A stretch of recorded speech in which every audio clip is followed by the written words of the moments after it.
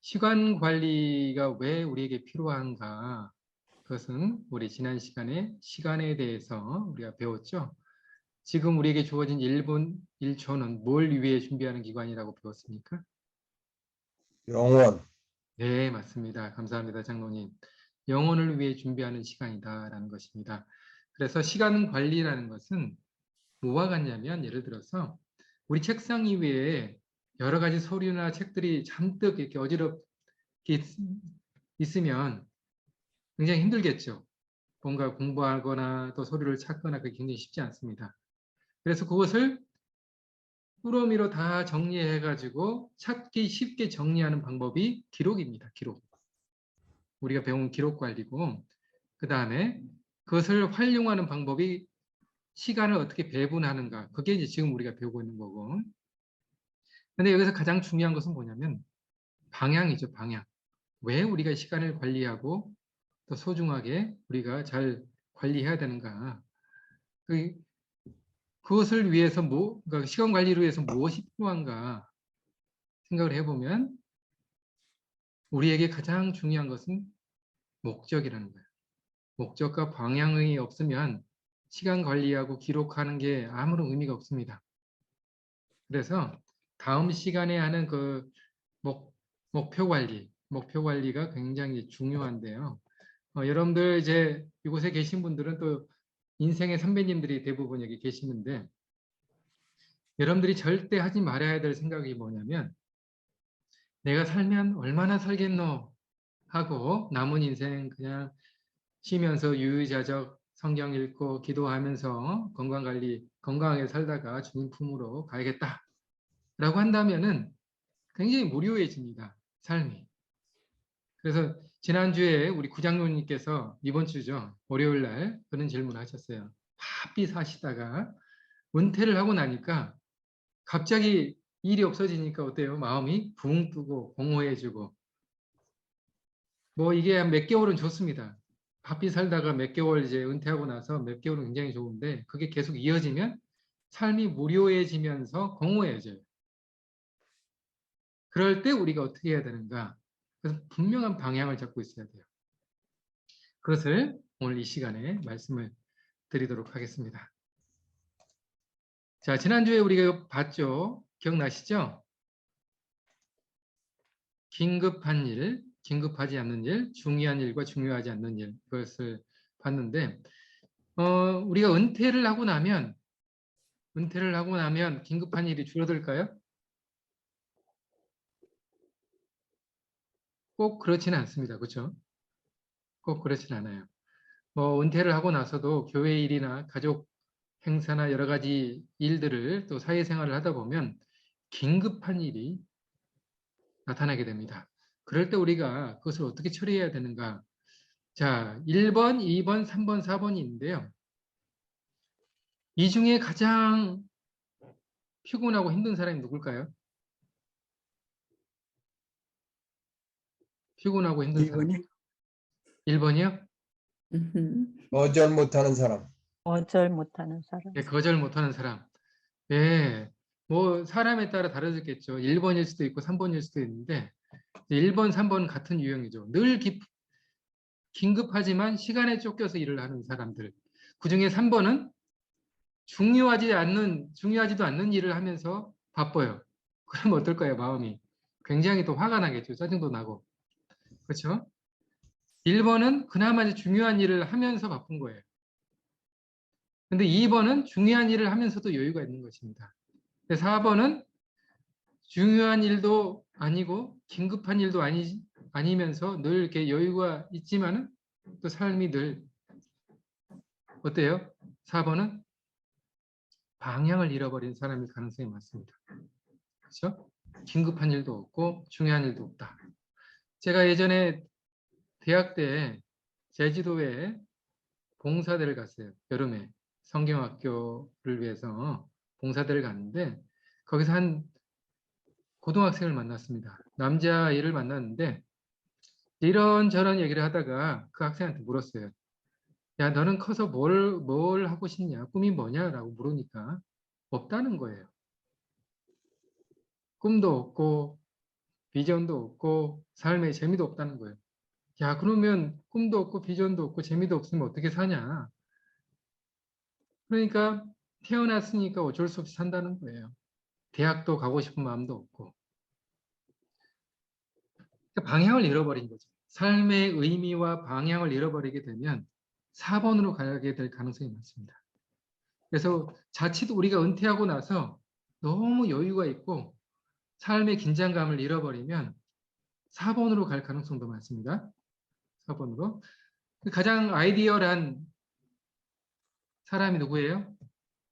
2번이죠, 2번. 2번은 중요한 일을 중요한 일을 우선순위에 하면서 여유 있게 살아가는 사람. 우리가 이게 꿈이잖아요, 이렇게. 그렇죠? 그러려면 중요한 일을 하면서도 여유 있게 살려면 어떻게 할까요? 어떻게 하면 될까요?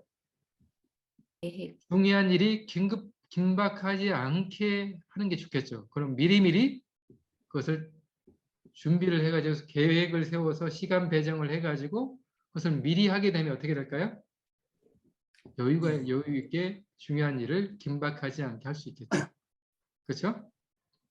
목사들이 늘 이렇게 뭔 일을 하는지 모르지만 늘 바삐 살다가 정작 중요한 설교 준비를 금요일 날 저녁에 한다. 그럼 늘 이렇게 어떻게 돼요? 마음이 졸이게 되죠. 피곤하고 안식일 날 되면 얼굴이 그냥 밝고 건강한 모습으로 성도들이 교회에 오는 것을 맞이하고 교회 오면 맞이하고 손도 잡아주고 이렇게 해야 되는데 본인이 제일 피곤해요. 본인이 늘 정신이 없어 보여요. 그러면 안 되겠죠. 목회자는 늘 이렇게 안식일날 여유 있는 모습으로 성도들의 얼굴을 살펴야 돼요. 성도들이 교회에 오면 그 일주일의 삶이 얼굴에 다 묻어 있습니다. 혹시 그런 거 느끼셨어요? 예, 네. 관심을 가지면 그 얼굴에 근심이 있는지 기쁨이 있는지 또 문제가 있는지 다 드러나게 돼 있어요. 그래서 그 관심을 가지고 뭔가 이제 힘들어하는 모습을 보이거나 피곤한 모습을 보이면 찾아가서 한 주 잘 보내셨냐고 물으면서 혹시 요즘 뭐 힘드신 일 있으시냐고 이렇게 여쭤보기도 하고 혹시 기도 요청이 있으시면 언제든지 말씀해 주시면 우리가 기도하겠습니다라고 해주면 이 관심이잖아요. 이렇게 관심을 가져주면 위로를 받아요. 교회 가서. 근데 이제 목회자가 정작 바빠가지고 해야 될 일을 하지 않으면 성도들의 모습을 캐치를 못합니다. 그는 우를 범할 수가 있어요. 그래서 시간 관리를 잘 해야 됩니다. 배분을 잘 해야 돼요. 자, 시간 관리를 위해서 첫 번째 필요한 게 뭘까요? 지난주에 조금 했었는데 이 부분 기억나시나요? 첫 번째 해야 될 거. 시간을 계산하라. 기록하라. 예, 계산도 있어요. 예, 기록하라. 시간 기록이 굉장히 중요합니다. 내가 바삐 사는데 뭘 하는지 모르겠다라고 하신 분들은 내가 하고 있는 일을 아침부터 저녁까지 일주일 동안 한번 다 기록해 보세요. 그러면 그 기록된 그 시간표를 보면 아, 내가 어떤 일에 시간을 많이 투자하고 있고 내가 어떤 일에 관심을 가지고 있는지가 그곳에 딱 드러납니다. 그리고 평가를 한 다음에 정작 내가 해야 될 중요한 일을 어떻게 내가 배분하고 더 관심을 가져야 될지. 그리고 내가 버려도 되는 시간도 있잖아요. 관심을 갖지 않아도 되는 시간들을 어떻게 하면 정리할 수 있는지. 우리가 너무 시간을 정신없이 보내다 보면 내가 어떤 쓸데없는 일을 보내고 있는지 잘 몰라요. 그럼 기록해 보면 어떤 경우에는 유튜브를 너무 오랫동안 본다든지 때로는 뭐 너무 이렇게 예를 들어서 뭐 카톡을 친구랑 너무 오랫동안 했다든지 전화 통화를 한번 전화 통화를 했더니 1시간 동안 매일매일 1시간 동안 전화를 하고 있는 거예요. 그러면서 늘 바쁘대요. 그러면 그런 것들은 줄일 수 있잖아요. 그렇죠? 용건만 간단하게 하거나 그렇게. 그래서 시간을 기록해 보는 것입니다. 이 기록하는 목적은 뭐냐면 평가를 하기 위해서 기록하는 것입니다. 자, 경영자에 대한 조언은 보통 일을 계획하라로부터 시작합니다. 당연한 말처럼 들리지만 그런데 문제는 계획이 잘 진행되지 않는다는 데 있습니다. 성과를 올리는 사람은 일에서 출발하지 않고 시간으로부터 출발합니다. 계획에서 출발하지도 않습니다. 시간이 얼마나 걸리는지 명확히 파악하는 것에서 출발하는 것입니다. 그래서 성공한 사람들은요, 자기가 어떤 프로젝트 해야 될 분명한 목표가 생기면 그것을 위해서 어떻게 해야 될지, 시간이 얼만큼 걸릴지를 계산을 해서 시간을 배분합니다. 그래서 우선순위를 둬요. 그렇게 이 일정을 관리를 합니다. 그런데 시간 관리가 잘 안 되시는 분들은 닥치는 대로예요. 하다가 생각나면 이 일 하다가 또 생각나면 저 일 하다가 이렇게 왔다 갔다 합니다. 자, 하버드 스타일이라는 책을 쓴 강인선 조선일보 논설위원께서 케네디 스쿨 하버드 대학원에 입학해서 공부했던 그 경험을 가지고 쓴 책이 하버드 스타일입니다. 자, 하버드 대학교에 들어가면 굉장히 바쁘겠죠. 공부할 분량도 너무 많고 읽어야 될 책도 많고 그러면서 또 인적 네트워크를 쌓기 위해서 많은 사람들과 또 교류를 또 사교적 모임을 또 갖게 됩니다. 그러나 정작 공부에만 쫓겨서 살다 보면 소셜할 시간이 없어요. 근데 또 소셜만 하다 보면 공부할 시간이 있겠죠. 근데 이런 것을 소셜과 공부를 잘 밸런스를 맞춰서 할 수 있는 방법이 뭐냐? 바로 그것이 시간 관리라는 것입니다. 자, 이분의 책에 보면 이런 글이 있어요. 하버드에는 1000개가 넘는 강의가 있고 100가지 이상의 과외 활동이 있다. 그런데 하버드 1학년생들에게 가장 중요한 일은 시간을 관리하는 법을 익히는 것이다. 꼭 해야 할 일과 하고 싶은 일을 어떻게 균형 있게 안배할 것인지를 배워야 한다. 먼저 고등학교 시절에 성공 습관을 버려야 하는데요. 가장 시급한 과제는 책을 읽고 과제를 해내는데 얼마만큼의 시간이 드는가를 알아내서 시간 관리 방법을 익히는 것이다. 시간의 견적을 잘 세울 줄 알아야 된다는 것입니다. 그래서 꼭 해야 할 일과 하고 싶은 일을 균형 있게 배분을 해야 돼요. 그래서 이걸 배치를 잘 못하면 공부에 쫓기면서 공부도 제대로 안 되고 독서 과제도 제대로 안 되고 그다음에 전 세계에서 수재들이 모여 있는 곳에서 인적 네트워크도 쌓지 못하는 그런 결과를 얻게 될 것입니다. 자, 두 번째는 시간 관리를 위해서 뭐 해야 됩니까? 시간을 관리해야 됩니다. 시간을 기록하고 나면 내가 쓸데없는 시간에 보내고 있는 것을 발견할 수 있어요. 그 요인들, 시간의 낭비 원인을 발견할 수 있습니다. 그것을 제거하고 또 위임해야 될 일들은 위임해야 돼요. 우리가 슈퍼맨이 아니잖아요.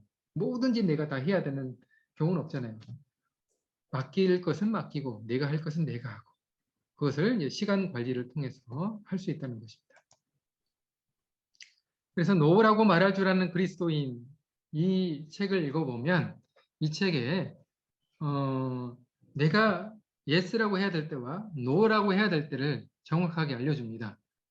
내가 감당할 수 없는 일을 내가 받아들이게 되면 나도 제대로 그 일에 대한 성과를 내지 못하고 또 맡기는 사람도 불만족스러워질 수 있습니다.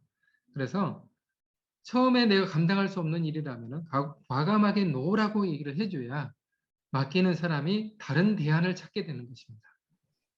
근데 우리가 no라고 하면 괜히 죄책감이 들고 미안해가지고 어쩔 수 없이 yes라고 하고 그걸 받아들였는데 사실 그게 감당이 안 돼요. 그러면 모두에게 다 이렇게 피해를 주게 되는 것입니다. 이 책에 그 내용이 드러나 있어요. 네.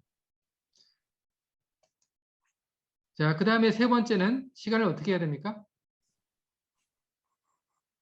아무에게도 방해받지 않은 몇 시간을 통째로 확보하려면 시간을 묶음으로 사용하라는 것입니다.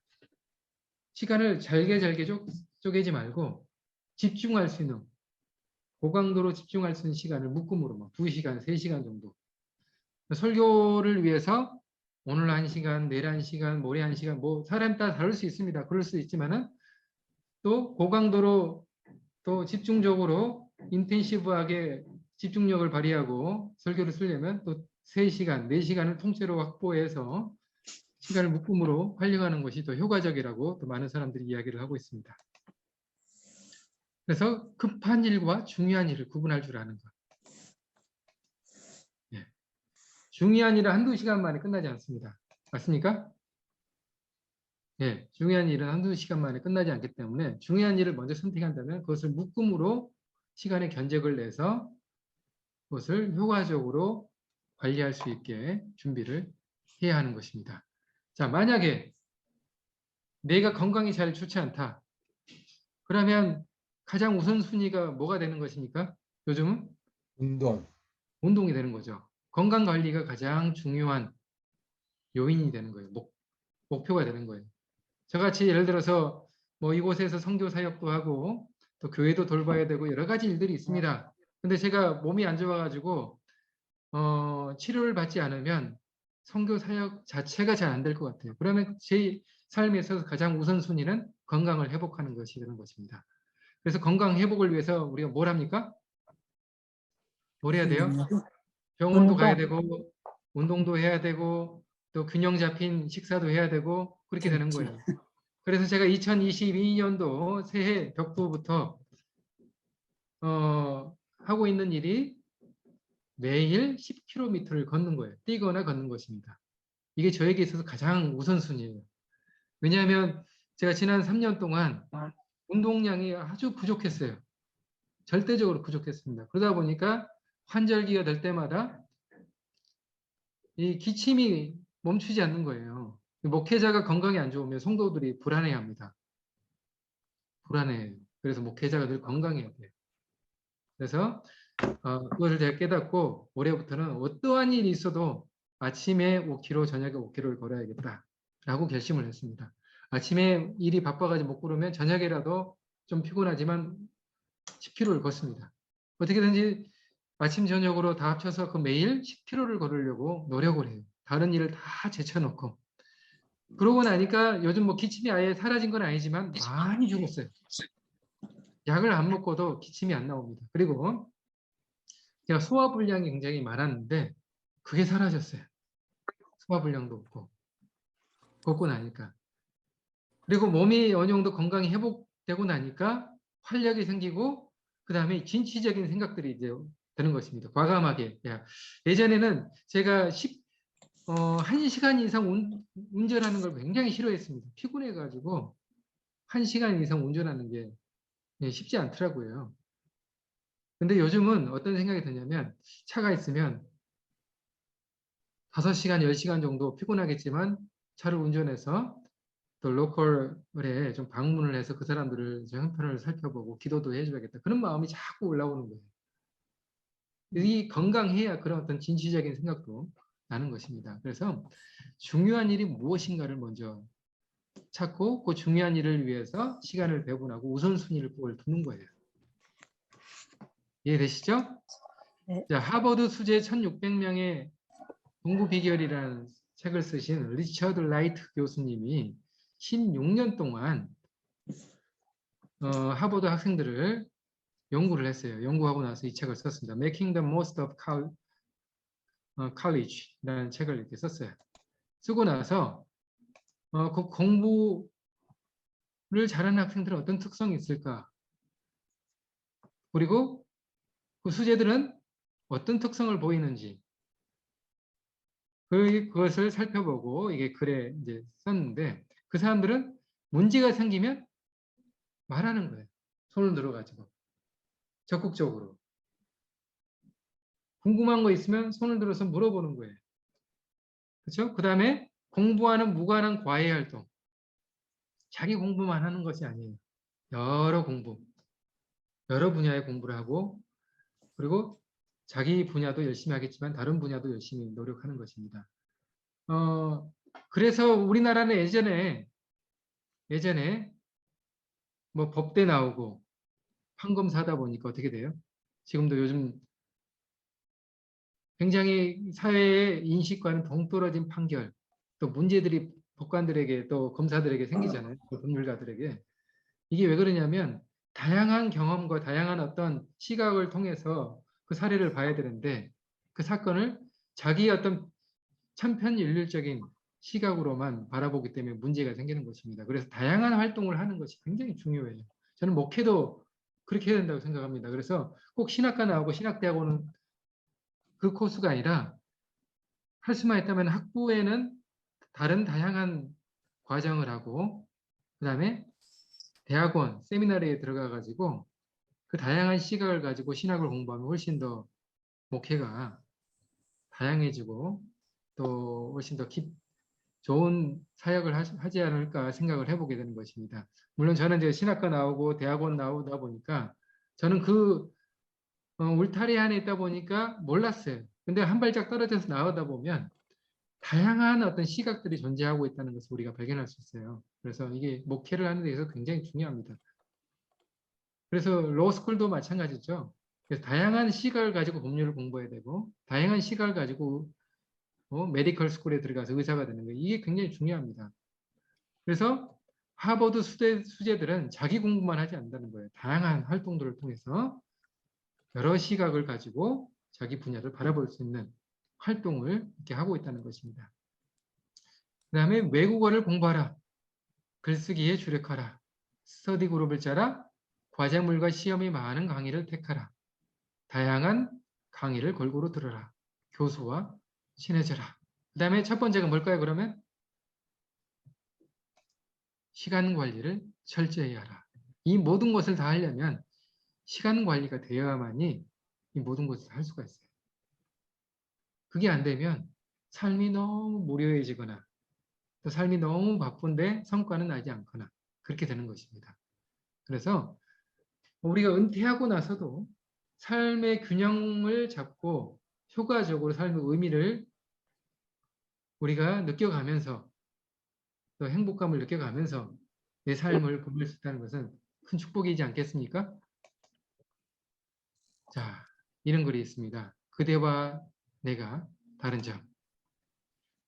내가 자명종을 누르고 이불 속으로 기어 들어갈 때, 자, 이 빨간색은 여러분들이 한번 읽어주실래요? 그는 공원을 산책하며 하루를 성취한다. 내가 두 번째 자명종을 누르며 지겨워할 때, 그는 그는 아내와 아침에 식사를 한다.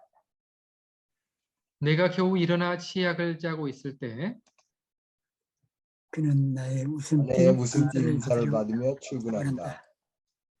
내가 허겁지겁 집을 나서 콩나물 전철 속에서 땀 흘릴 때, 그는 헌신한 전체에서 그는 한 사람 책을 전체에서 책을 읽고 읽고 회사에서 스케줄을 챙기고 있다. 누가 인생의 승자일지는 뻔하다. 사실 아침에 10분만 일찍 서두르면 되거든요. 근데 그게 잘 안 돼요. 저도 이제 아침에 운동하고 나서 제 아이들을 깨우거든요. 깨워서 이제 아침 예배 드리고 이렇게 하는데, 우리 아이들이 10분만 좀 일찍 일어나서 미리 준비를 하고 맨정신에 예배를 바른 태도로 드리면 참 좋겠다라는 꿈이 있는데, 아이들이 깨어만이 아침에 일어나고 반쯤 눈은 잠긴 채로 앉아서 예배를 드리고 눈 감으면서 참여를 하는 것입니다. 그 모습을 보면서 저 어릴 적 생각이 나더라고요. 저희 집에서 아침 예배 드리면 저 잘 못 일어났거든요. 사실 저도. 그래서 그 생각을 하면서 아이들에게 화내는 대신에 얼마나 또 피곤하면 저럴까.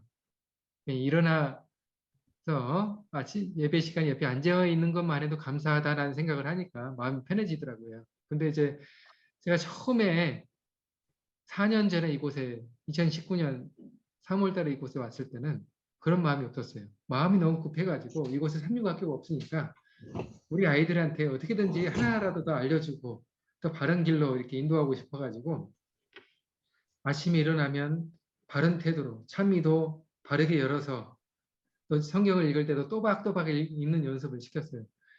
근데 그렇게 안 되면 불효령을 내렸습니다. 혼을 냈어요. 아침 예배 드리면서 혼을 내고 나니까 예배 시간에 무슨 예배가 드려지겠습니까? 그렇게 한 3개월을 하고 나니까 아이들이 자기 한국으로 가고 싶대요. 근데 한국에는 또 갈 수가 없잖아요.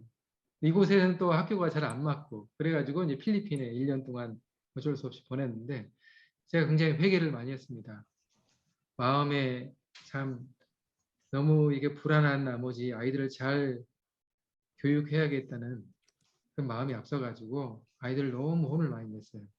그래서 후회를 하고 요즘은 이제 아이들이 눈을 감고 참여를 해도 마음을 내려놓으니까 편하더라고요. 옆에 앉아 있는 것만 해도 참 감사하게 생각을 하고 또 예배 드릴 때 짜증 안 내는 것만 해도 얼마나 감사한지 그 생각을 하니까 아이들이 옆에 있는 것만 해도 감사한 마음이 먼저 앞서더라고요. 네. 자, 시간의 우선순위를 정하라. 네. 이 체크박스는 제가 이제 시간 관리할 때는 이 체크박스를 사용합니다. 이렇게 해서 중요한 일을 할 때는 예를 들어서 우선순위에 있어서 중요한 거. 아침에 10km를 걷는다 할 때는 이게 한 번 더 진하게 제가 체크박스에 볼펜으로 이렇게 한번 합니다. 그 다음에 완료는요. 완료되면 X표로. 진행 중인 것은 사선으로. 연기되거나 위임했을 때는 오른쪽 화살표, 취소했을 때는 왼쪽 화살표로 이렇게 합니다.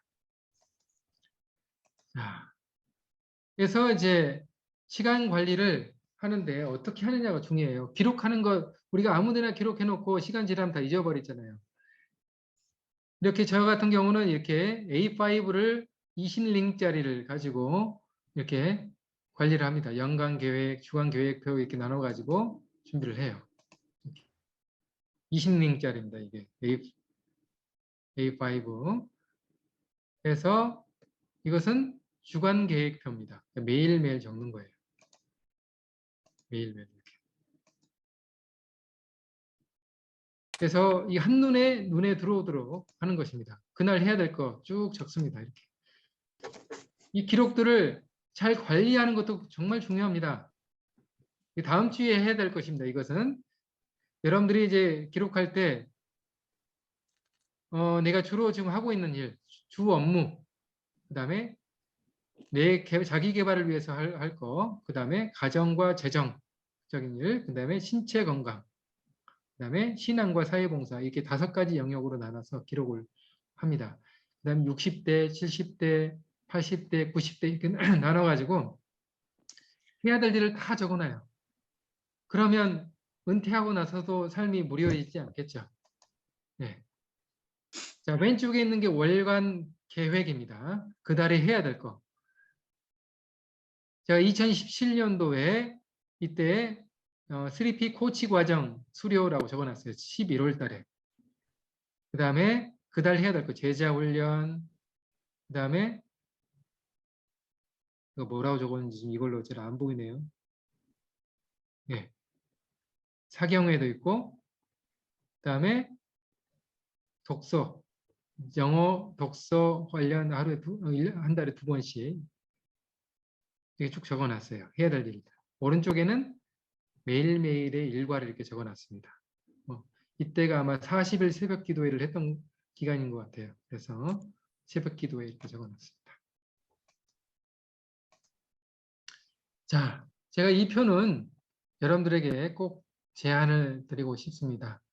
2월 계획 해가지고 운동, 방문, 영어, 성경, 독서, 감사 이렇게 제가 나눠놨는데 여러분들 나름대로 이렇게 만들 수 있어요. 바꿀 수 있습니다. 운동은 스쿼트, 프랭크가 뭔지 아세요? 엎드려 가지고 이렇게 팔을 놓고 푸시업 하는 자세로 이렇게 있는 거예요. 움직이지 않고. 그렇게 해서 한 5분 정도 매일매일.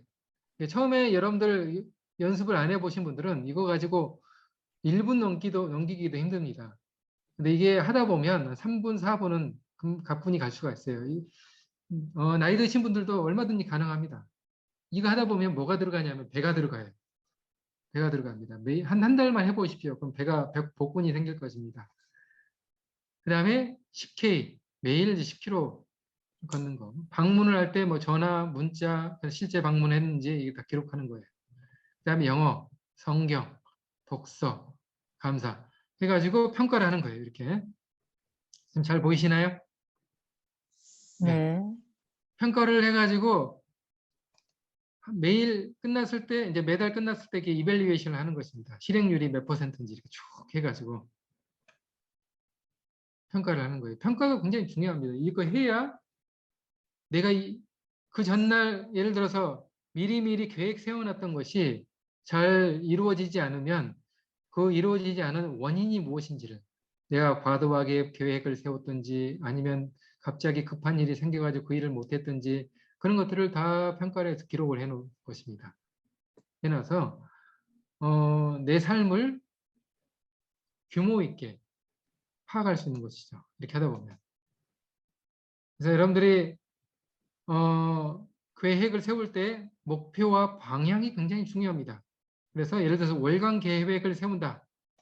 그러면 다음과 같이 이렇게 세우면 됩니다. 잊지 말아야 될 거. 이번 달에는 꼭 해야 될 게 뭐냐면 여권을 갱신해야 된다라고 한 다음에 이렇게 꼭 여기다 꼭 잊지 말아야 돼. 그 달에 가장 중요한 일을 여기다 적어 놓는 것입니다.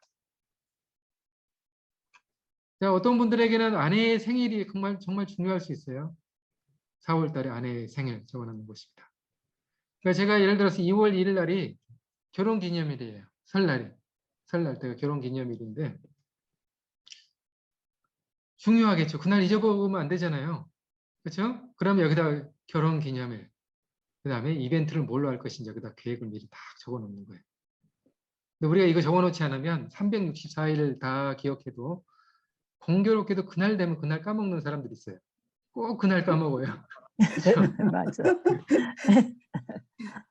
그 전날까지 기억하는데 그 당일날 되면 까먹고 뭐 예를 들어 생일인데 생일 축하 말도 안 하고 그냥 가버렸어요. 그럼 그날 난리가 나겠죠. 그렇죠? 그래서 기록을 해놓는 거예요. 그래서 며칠 전부터 이벤트를 어떻게 해야 될지, 선물은 뭘 사야 될지 다 기록을 해놓으면 까먹지 않고 되겠죠. 예를 들어서 제가 이제 이번 주 바빴던 이유 중에 하나가 잡지사에 기고하는 글이 있었어요. 그래서 제가 이번 달 1월 10일 날 요청이 청탁이 들어와서 뭘로 할까 생각하다가 주제를 그날 정했어요. 잔소리에 대해서. 잔소리의 심리학이라는 제목으로 제목을 적어놓고 자료 수집을 이제 하려고 했으나 미루다가 이번 주 일요일부터 했어요. 사실은 이번 주 일요일 날 여러 책도 찾아보고 자료 수집을 쭉 한 다음에 일요일부터 이제 글을 쭉 썼는데 어제 마감을 했습니다. 어제 마무리를 하고 내일 보내야 되는 날이라서 지금 제가 이제 피드백을 몇 분들에게 보냈어요. 글을 보내고 피드백을 이제 현재 받고 있습니다. 받고 있는데 이번 주 내내 마음이 급한 거예요. 왜냐하면 설교도 있으니까 설교 준비도 해야 되는데 이 잡지사에 글도 보내야 되고 하니까 마음이 막 바쁘고 그 바쁜 와중에 또 설날이 가까우다 보니까 베트남 미션에서는 저를 데리고 자꾸 이 관공서에 인사하러 가야 된다는 거예요. 그래서 이번 주에 2군데나 갔다 왔어요. 또 체리티도 해야 되고 설날이 가까우니까 구호 활동도 해야 되고 그러니까 구호 활동 하려고 하면서도 머릿속에는 뭐가 있냐면 빨리 기고하는 거 마무리해야 되는데 마음이 급해지는 거예요. 그리고 그거 끝나면 빨리 설교도 적어야 되는데 그런 생각이 하다 보니까 이번 주 내내 여유가 많이 사라졌던 한 주였습니다. 사실. 근데 이것을 제가 미리 자료 수집을 끝내놨으면 이번 주에는 쓰기만 하면 되잖아요. 그러면 참 좋았을 텐데 미루다 여기까지 왔습니다. 사실은. 네. 자, 그 다음에 이제 이번 달 해야 될 그 주 업무 내용들을 이렇게 적어보는 것입니다. 주 업무들을. 보고서 적어야 되고 강의도 해야 되고 그런 것들을 이곳에 적어보는 거예요. 그래서 중요한 일들은 네모 박스에 한 번 더 진하게 이렇게 하는 것입니다. 네. 완료된 것과 진행 중인 것, 취소된 것 다 포함해서 평가를 하는 거예요. 매일매일 이렇게 평가를 해야 됩니다. 매달 평가를 또 해야 돼요. 또 개인적인 거, 부모님께 안부 전화를 이번 달에는 꼭 4회 이상을 해야겠다. 바삐 살다 보면 부모님께 전하는 것도 까먹어요, 사실은. 그 다음에 아침 운동 15회 이상 해야겠다. 저 같은 경우는 매일매일 한다고 했기 때문에 매일 10K 이렇게 적어 놓으면 되겠죠, 이렇게. 네. 아침 운동. 그 다음에 이번 달에는 문화활동도 하기 위해서 연극이나 영화도 보러 가야 되고 집안 청소를 또 도와야 되니까 4회 이상 이렇게. 저희 집은 저희 아내도 바쁘기 때문에 청소나 설거지를 같이 해야 돼요. 그래서 밥 먹고 나면 설거지는 꼭 거의 대부분 제가 하려고 노력을 합니다. 항상 제가 하고 있다는 건 아닙니다. 노력을 해요. 바쁘지 않으면 제가 설거지를 해주려고 노력을 하고 그리고 화장실 청소는 제 당번이에요. 늘. 그래서 화장실이 좀 지저분해지면 청소를 늘 이렇게 합니다. 그래서 이게 적어 놓는 거예요. 이렇게. 그 다음에 공부를 하는 이제 대학생들 같은 경우는 여기다가 뭐 단어 정리나 그 다음에 토익 시험 또는 토플 시험 같은 거 이렇게 적어 놓으면 되겠죠. 예? 그 다음에 스터디북 같은 경우는 자기 개발이죠. 독서를 한 달에 난 4권 하겠다. 아니면 2권 하겠다. 뭐 이런 것들을 적어 놓고 이곳에 대해서 이제 평가를 이렇게 하는 것입니다.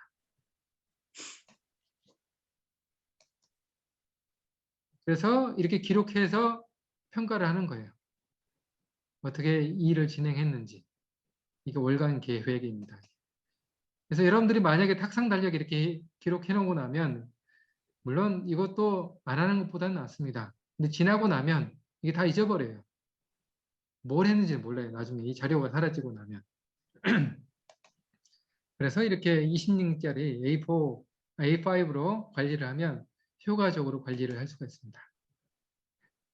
그래서 제일 위에는 주 업무, 그 다음에 조직 일정이나 또 보조 업무 같은 경우, 그 다음에 개인 일정 같은 경우는 이렇게 구분해서 기록을 해 놓으면 좋습니다. 이렇게. 그래서 저는 이렇게 관리를 합니다. 제 주 업무 같은 경우는 핑크색으로 이렇게 해놔요. 핑크색. 그 한눈에 내가 이번 달에 또 이번 주에 주 업무를 많이 했는지 아니면 자기 개발을 많이 했는지 개인 일정을 많이 소화했는지 이 색깔만 보고도 금방 파악이 되겠죠. 그래서 색깔을 이렇게 구분을 하는 것입니다. 여러분 나름대로의 색깔을 또 찾으면 돼요. 아니면 제가 하고 있는 이것을 여러분들이 참고하시면 되겠습니다. 그래서 저 같은 경우는 주 업무가 뭡니까? 설교하고 그 다음에 성경 가르치고 방문하고 그게 다 제 주 업무겠죠. 그 다음에 보조 업무는 뭡니까? 준비하는 거겠죠. 설교 준비하고 성경 공부 준비하고 그게 다 보조 업무가 되겠죠. 저한테는. 그 다음에 개인은요. 여러분들에게 개인은 이 신앙활동도 따로 들어가겠지만 저는 신앙활동이 뭐예요? 전부 다 주 업무가 되겠죠. 저는 개인 활동이 뭐예요? 저에게 있어서는 뭐 가족과 함께 시간을 보낸다든가 가족여행 간다든가 제 취미 활동을 한다든가 그런 것들 이게 포함되겠죠. 그 다음에 자기 개발 뭐 운동을 배운다든가 뭐 배드민턴을 배운다든가 독서 활동을 한다든가 어디 세미나를 들어 자격증을 취득한다든가 이게 다 들어가겠죠. 그 다음에 휴먼 네트워크 어디 뭐 동아리 활동을 한다든가 어디 또 예를 들어서 우리 임성수 장로님 같이 테니스 동아리에 들어가서 테니스를 일주일에 한두 번 치시잖아요. 그게 자기 개발이 될 수도 있고 또는 휴먼 네트워크가 될 수도 있어요. 목적을 어디에 뒀냐에 따라서. 그래서 이런 5가지의 테마를 가지고 색깔을 칠해보면 아까 앞서 이것처럼 한눈에 딱 드러납니다. 어떤 것을 난 주로 더 많이 하는지. 또 주간 계획도 살펴보면 제가 저 앞에 사례를 좀 보여드릴게요. 자, 저는 어떤 일을 주로 많이 할까요? 분홍색이 많죠. 주 업무, 만약에 교회에서 새벽 기도회를 하지 않고 저 혼자 기도회를 했어요. 그럼 이게 뭐가 돼요? 개인 활동이 되겠죠. 연두색. 저 같은 경우는. 근데 분홍색으로 되어 있는 거 봐서는 아마 교회 행사였던 것으로 보입니다. 2017년도에. 40일 새벽 기도회를 전반기, 후반기 저희 교회는 했었거든요. 제가 일단 바로 전에 목회했던 곳에. 그래서 분홍색으로 해놨어요. 그다음에 개인 휴식은 연두색으로 그린 컬러로 이렇게 해놓고 그 다음에 설교 준비. 설교 준비는 뭐예요? 보조 활동이죠. 저에게 있어서. 이렇게 하면 딱 한눈에 이제 삶이 딱 보이는 거예요. 이렇게 내 삶이. 자, 이해되시죠? 그래서 저는 여러분들이 이걸 많이 만들어 봤으면 좋겠어요. 계획표 이렇게 해서 이런 것들을 해서 매일매일 체크업 해가면서 확인을 하는 것입니다. 예를 들어서 여러분들이 코로나가 이제 올해 종식된다라고 가정을 했을 때 2023년도 1년 후에 이 베트남에 봉사활동을 꼭 하겠다. 선교 봉사활동을. 그럼 계획을 세워보는 것입니다. 연로하신 분들은 이제 건강도 중요하겠죠. 그래서 봉사활동을 가기 위해서 난 건강을 지켜야 되니까 해야 될 일을 다 적어보는 것입니다. 목표는 뭐예요? 베트남 봉사활동 적어보는 것입니다. 자, 예를 들어서 이런 것입니다. 제가 이렇게 좀 보여드릴게요.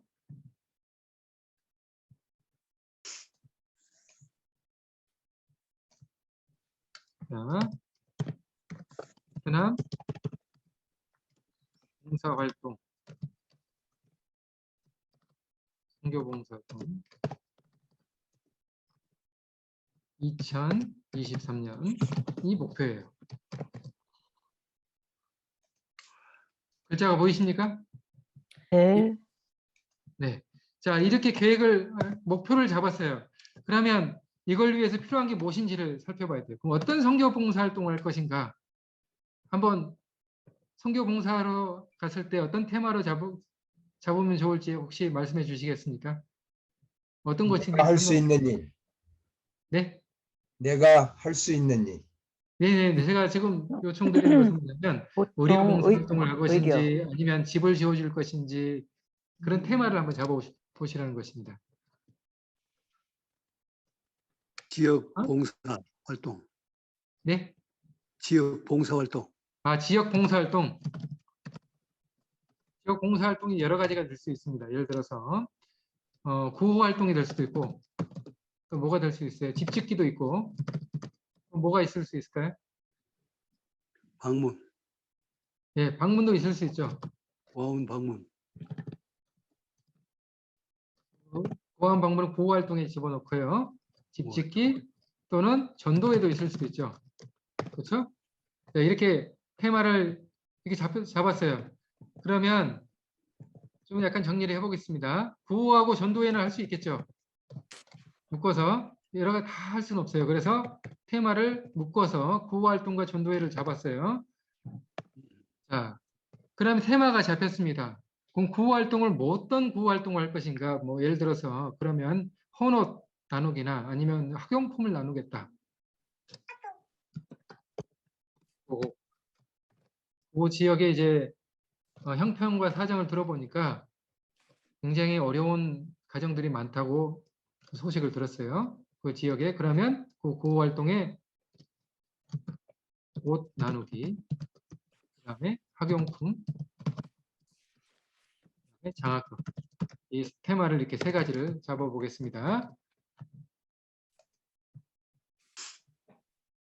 자, 이걸 위해서 그러면 이제 준비를 해야겠죠. 2022년도부터 뭐가 필요할까요? 이걸 봉사대를 가려면 자금이 자금. 필요하겠죠. 그다음 또 뭐가 필요할까요?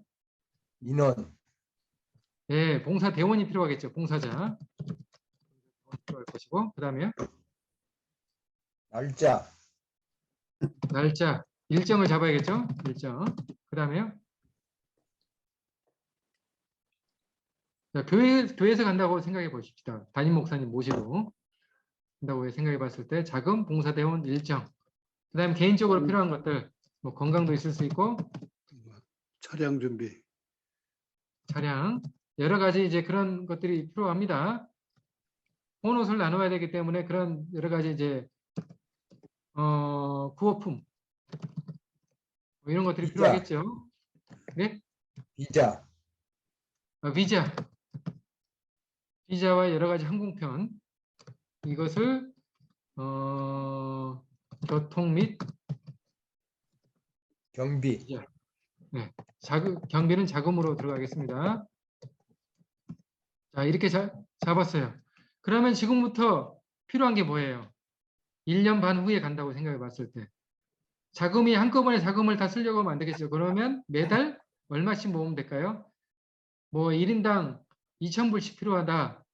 그러면 매달 100불씩 모아놓고 마지막에는 500불을 더 추가하면 되겠죠. 그렇죠? 매달 뭐 하는 거예요? 100불 저축. 그다음에 봉사대를 가려면 건강해야겠죠. 건강을 위해서 매일 나는 5K를 하겠다. 걷든지 달리든지. 그다음에 이제 봉사대원을 모아서 정신 영적 준비를 해야 되잖아요. 그러면 이걸 위해서 내가 해야 될 게 소그룹 활동을 하겠다. 자, 그다음에 여러 가지 이제 구호품을 모으려면 자금이 필요하잖아요. 도네이션도 받아야 되잖아요. 도네이션. 자, 이런 것들을 해봅시다.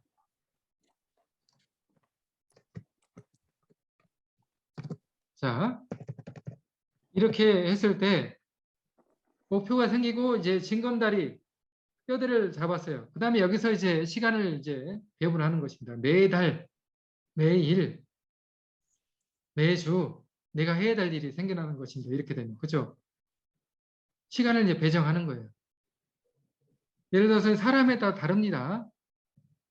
내가 예를 들어서 나는 좀 나이가 좀 많이 들었기 때문에 그쪽에서 일주일 동안 봉사 활동을 하려면 좀 건강해야 되니까 체력을 길러야겠다. 그럼 내게 있어서 우선순위가 뭡니까? 건강이죠.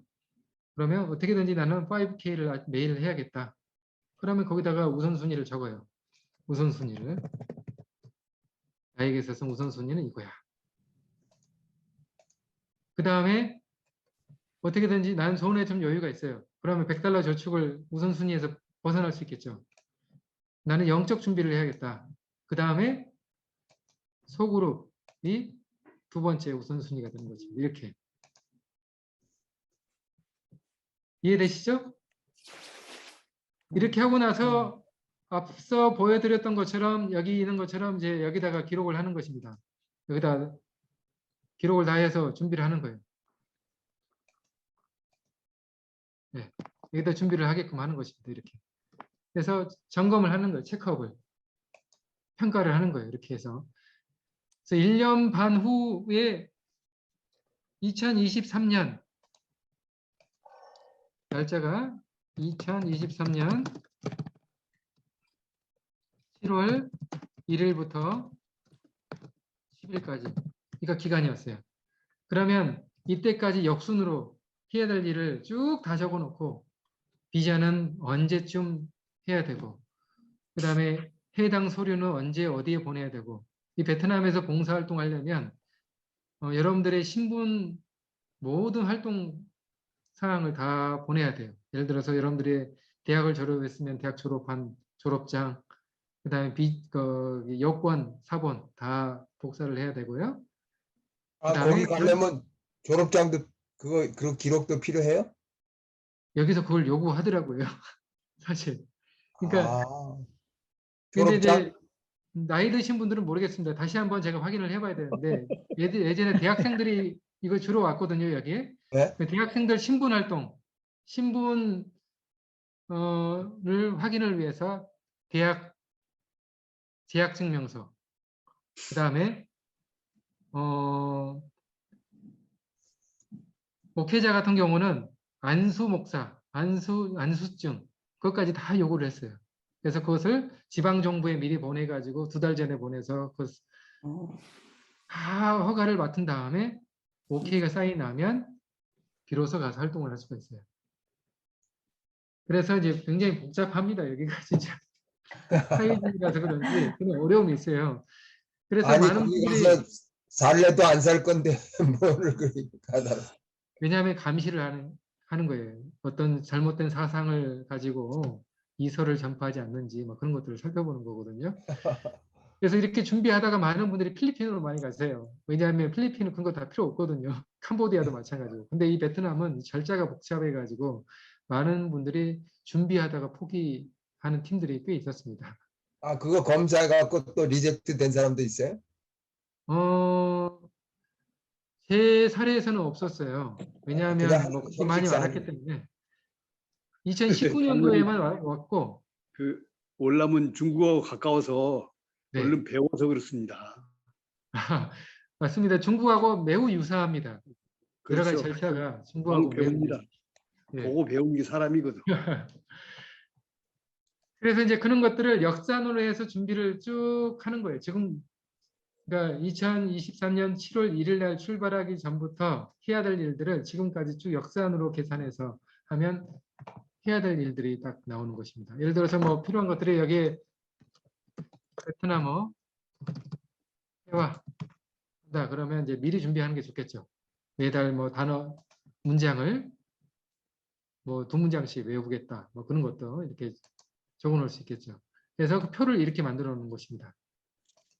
그렇게 표를 베트남 사람들은 네. 영어 하는 사람들이 한 몇 % 돼요? 시골에는 거의 없고요. 아, 도심지에 좀 있습니다. 시골로 가면 베트남 사람들끼리도 소통이 안 되는 사람들이 있어요. 그래요. 예, 몽족 같은 경우는 자기네 언어만 씁니다. 소통이 잘 안 되는 경우도 있습니다. 그래서 이제 최근부터는 모든 학교에서 베트남어를 공식적으로 다 무조건 가르치게끔 했어요. 자기 소수민족의 언어도 사용하지만은 베트남어를 무조건 사용할 수 있게 이렇게 유도를 하더라고요. 자, 지금 이해되시나요?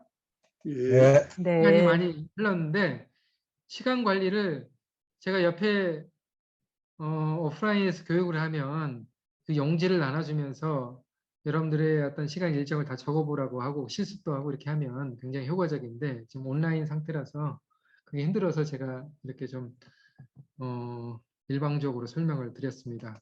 그 전달이 잘 됐는지는 잘 모르겠습니다.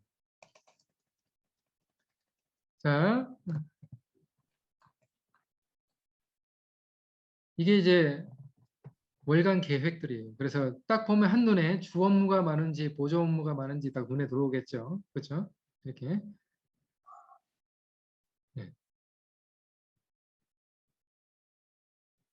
그래서 여기 보면 이제 여러 가지 이제 적는 법이 나와 있는데 여러분들은 이 용지가 없기 때문에 아마 이 설명이 필요 없을 것 같아요. 네.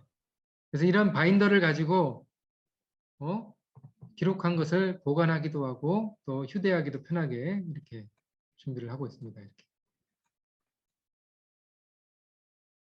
그래서 저는 이렇게 바인더가 있어요. 예를 들어서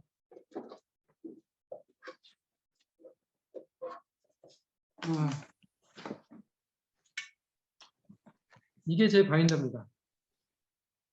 이 안에 다 모든 게 들어가 있어요. 네. 그래서 또 요즘은 마이크로소프트 워드나 구글이나 거기 보면 일정 관리하는 게 다 있어요. 애플리케이션도 다 있고. 정 안 되시면 그런 걸로 관리를 좀 시험 삼아 해보셔도 됩니다. 네. 네, 혹시 질문 있으십니까?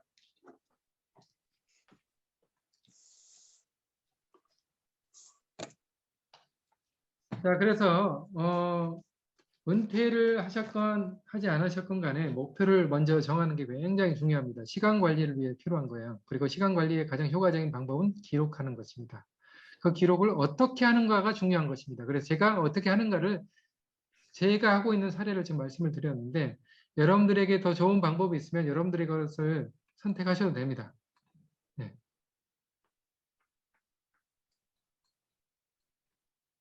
자, 그래서 여러분들이 뭐 계획해서 지금 뭐 2022년도가 지금 한 달이 다 지나가고 있는데요. 만약에 새해 벽두에 세워놨던 계획이 잘 이루어지지 않는다. 절대 실망하지 마시고 다시 시작하시면 됩니다. 다시 계획하시고 실패하면 또 계획을 세우시고 또 시작하셔야 됩니다. 그리고 가장 중요한 게 뭐냐면 예를 들어서 올해 내가 매일 10km를 걷겠다 그러면 많은 사람들 앞에서 여러분들의 결심을 공포하세요. 공표. 그러니까 공포를 하셔가지고 내가 매일 내 건강을 위해서 10km를 걸으려고 합니다. 여러분 격려를 해주시고 기도 부탁드립니다. 이렇게 말을 한번 내뱉으시고 그리고 가장 잘 보이는 곳에 여러분들이 적으세요. 10K라고 해야 될 가장 우선순위는 눈에 가장 잘 보이는 곳에 적어넣어서 붙여놔야 됩니다. 늘 보게 되면 결심이 되겠죠. 예를 들어서 나는 매일 5장의 성경을 읽겠다. 그럼 그걸 적어놔야 돼요. 적고 붙이고 말로 표현하셔야 됩니다. 한번 시험해 볼까요? 연습해 볼까요? 자, 우리 여기 계신 분들 올해 꼭 하고 싶은 것 한 가지씩만 말씀해 보십시오. 뭐가 있을까요? 우리 김태호 장모님 올해 꼭 하고 싶은 것. 아이고 이렇게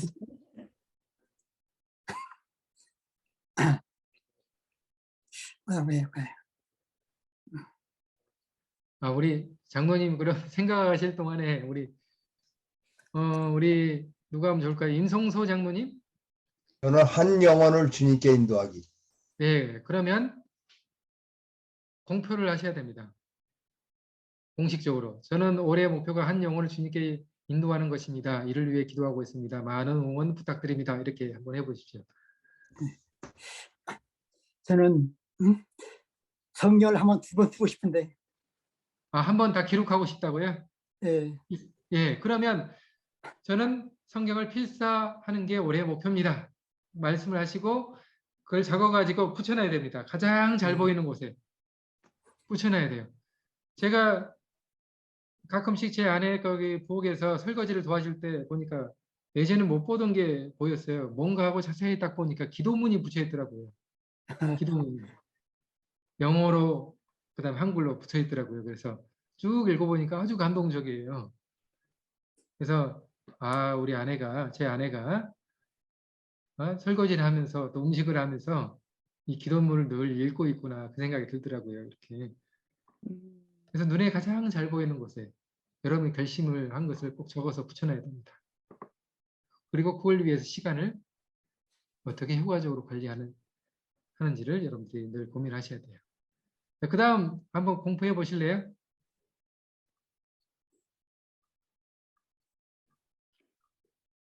없으신가요? 1년에 2번 성경 통독. 네, 우리 공희진 사모님 1년에 2번 성경 통독을 하겠습니다. 우리 사모님 꼭 적어서 가장 잘 보이는 곳에 붙여놔야 됩니다. 날마다 체력 단련. 네, 장로님 체력 단련 감사합니다. 근데 가장 중요한 것은 체력 단련 그러면 구체적으로 수치화해서 하는 게 가장 좋습니다. 저 같은 경우는 10K라고 그랬잖아요. 10km 걷는 거. 매일 10K. 그거 뭐라고 했다고 10km 걷는 거를? 10K요. 10km. 10km. 네, 10K. 그래서 저는 산에 갑니다. 산에. 그러면 우리 장로님 이렇게 할 수도 있습니다. 일주일에 3회 이상은 산에 등산. 올라가. 네, 등산하기. 구체적으로 이렇게 하시면 돼요. 구체화를 해가지고. 네. 항상 수치화를 해서 하는 게 가장 중요합니다. 막연하게 나 열심히 살겠다 그러면 나에게 있어서 열심히 사는 게 무엇인지를 수치화를 꼭 만들어야 돼요. 구체적으로. 이게 굉장히 중요합니다. 자, 또 다른 분 말씀해 주시겠습니까? 네, 사모님. 저도 아까 임성수 장로님 말씀하신 것처럼 네. 한 영혼하고 네. 한번 이렇게 공부를 계속 근데 시작은 했어요. 예. 기도하겠습니다, 근데 저희가. 계속 이렇게 일주일에 한 번씩 스탑하지 않고 갈 수 있도록 네. 1년을 한 영혼과 성경 공부를 통해서 한 영혼을 주님께 인도하기. 네, 좋습니다. 또 다른 분이요? 우리 육회숙 사모님. 집사님. 저는 올해 그러니까 시대의 소망을 3번 꼭 읽으려고 그래요. 아멘입니다. 시대의 소망 3회 통독. 이렇게. 그다음에 하나님과 동행이라는 그 책 네. 같이 꼭 한번 읽고 또 새 영혼을 위해서 계속해서 기도드리려고 그래요. 제가 네. 접하고 있는 새 영혼을 위해서 새 분을 위해서 계속해서 기도를 드리겠다. 감사합니다. 예를 들어서 시대의 소망을 챕터가 있잖아요. 각 챕터가 있으면 3번 읽으려면 하루에 읽어야 될 분량이 나옵니다. 그렇죠? 네. 하루에 매일 읽어야 될 분량이 나와요. 그것을 수치화해서 기록을 해놓습니다. 그래서 체크업해요. 4개월이면 한 번 읽어야 돼요. 한 권을. 네, 그렇죠. 그럼 1년이면은 4개월에 한 권을 읽으려면 그 다음에 한 달에 얼마를 읽어야 되고 일주일에 얼마를 읽어야 될지 그게 분량이 나오겠죠. 네. 그것을 기록을 하셔야 돼요. 해가지고 매일매일 예를 들어서 매일 한 챕터를 읽으면 4개월 동안 읽을 수 있을까요? 그렇죠? 거의 그렇게 네.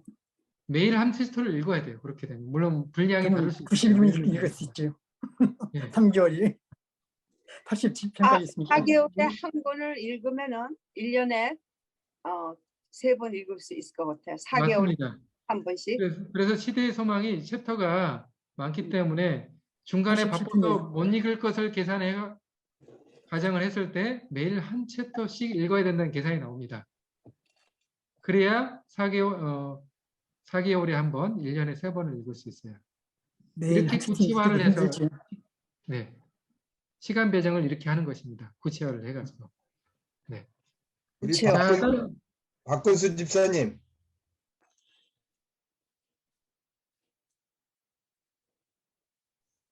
갤럭시 20 우리 박근수 집사님은 윤신자 집사님. 잘 안 들립니다.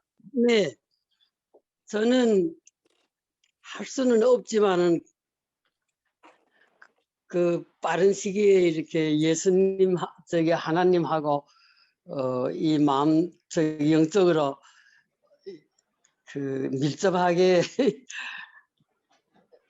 하고 싶습니다. 그러나 할 수 없다는 것을 알면서도 그 마음만 떠오르는 거죠.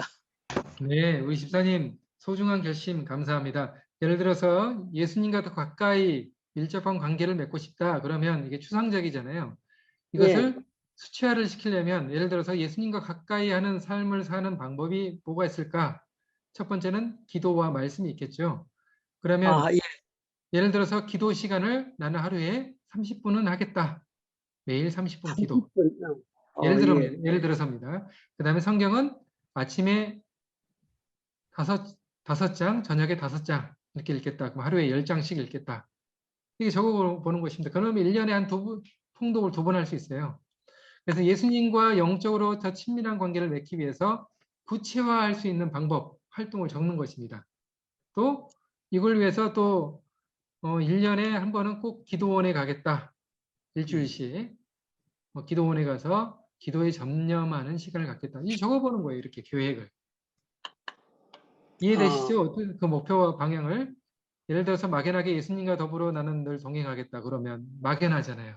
그 막연한 것을 수치화해서 구체화시키는 것입니다. 저도 막연하지만 내가 이렇게 말씀하면은 저 사람 좀 이렇게 이상하다 생각하지만 그러나 난 그걸 생각 안 하고 어떻게 했든지 내가 이렇게 많이 노력해서 이제 목사님 말씀하신 것처럼 기록해 놓은 다음에 금년 1년은 계속 노력해 볼 거예요. 다른 네. 거는 없어요. 네, 감사합니다. 아멘. 집사님. 네. 우리 자, 다른 분들 또 계실까요? 최 선생님. 한번 이야기해 보시죠. 목소리 키시고. 123 바이블 이거 공부 그 수업에 많이 참석해가지고 교사도 될 수 있지 않습니까? 아멘. 교사할 수 있죠? 신청하십시오. 다 신청하십시오. 그렇게 도전하시라고. 여기 계신 분들이 목표를 세워서 올해 안에 123 성경 공부 모임의 리더가 되겠다. 그래서 리더가 되기 위해서 그럼 뭐가 필요할까? 그 필요한 것들을 쭉 적어보는 거예요. 또 그걸 위해서 어떻게 준비할 것인지 시간 배열을 하고 우선순위를 정해보면 됩니다. 10번 아멘입니다. 네, 감사합니다. 감사합니다. 이제 시간이 많이 돼서 이제 정리를 좀 하면서요. 우선 기도하고 마칠까요? 아니 베트남 소식 먼저 좀 전해 주시고. 먼저 전할까요? 자, 이번 주에 이곳에 이제 베트남 설날이 가까우는데요. 베트남은 설날이 민족 최대 명절입니다. 이곳에 최대 명절이에요. 그래서 우리나라하고 똑같아요. 설날이. 그 사람들은 며칠 쉬어요? 이곳에서는 기본 5일에서 10일을 쉽니다. 와, 이거 야, 그래서 좋겠네요. 이곳 베트남 미션에서는 내일부터 휴가예요. 그리고 다음 주 내내 쉽니다. 그래요? 네네. 그리고 설날이 되기 전에 1월달 되면 이곳에서는 급여를 13월에 급여해가지고 더블로 줍니다. 그 설날 쉬라고. 그래요? 네네네. 좋은 나라. 그만큼 설날을 굉장히 중요하게 생각합니다. 여기 사람들이. 그래서 그 설날을 위해서 교회 주변에 있는 사람들에게 구호품과 구호 자금을 전달을 했고요. 그 다음에 오늘은 그 관공서에 가서 정교국에 가서 이제 여러 종교 단체들이 모였습니다. 모슬림도 있고, 친례교, 불교, 뭐 할 것 없이 다 모여서 또 서로 인사 나누고 선물 나누고 이렇게 하고 왔습니다. 목사님이 그래서 이제- 우리들보다 더 열심히 하시네. 네, 그렇죠. 여기 한 여기 가지 이제 질문해도 돼요? 네네 네. 말씀하십시오. 거기 베트남 그 교인들의 그 생활 수준이 좀 낮죠? 그분들 가난한 사람들이 많아요? 많습니다. 베트남 전체가 거기 베트남 1년 국민소득이 3,200달러예요. 그러면 한 달에 받는 급여가 300달러가 안 돼요. 이곳의 목회자들도 대회장님이 얼마 받냐면 50만 원 받습니다. 대회장님이. 1년에? 네, 그 프레지던트가 50만 원 받으면 밑에 사람들은 어이구. 말 다 했죠. 얼마 받는지. 그렇죠? 그러니까 이제 제 부목사에게 제가 급여를 보조하고 있는데 얼마 주냐면 34만 원 주고 있습니다. 근데 시골에 가면 목회자 급여가 또 달라요. 시골은. 저희 부목사님 아버님이 거기 시골에서 목회하는데 그 교회가 300명 교회예요. 그분이 개척해서 교회를 세웠습니다. 1998년도에 세웠는데 그분이 현재 급여를 얼마 받고 있냐면 20만 원 받고 있습니다. 그러니까 목회를 늦게 시작한 아들이 더 많이 받아요. 도심지에 있기 때문에. 그 사람들은 베트남 사람이에요? 네, 다 베트남 사람들이고요. 급여가 이 정도 수준이면 시골은 굉장히 열악하다고 생각하시면 됩니다. 근데 베트남 재림교회 한 80%가 시골에 살아요. 굉장히 열악하죠. 그래서 제가 현재 구호 활동과 여러 가지 프로젝트를 하고 있는데 8가지 프로젝트 중에 재림교인들의 어떤 수익 창출을 위해서 염소 프로젝트, 돈으로 주는 것이 아니라 현물을 줘서 염소를 키워서 소득 증대를 하기 위해서 염소 2마리씩 지금 제공하는 프로젝트를 하고 있고요. 그 그다음에 염소 이제 염소 가지고 뭐 해요? 염소를 이제 암컷을 사서 2마리를 주면 새끼 염소를 사서 주면 키워가지고 새끼를 낳잖아요. 그럼 그걸 네. 팔아서 자기 소득이 되는 거예요. 어, 첫 번째 새끼 염소가 나오면 그것은 교회에 반납합니다. 반납하면 교회에서 그것을 다시 다른 가정에게 다시 나눠줍니다.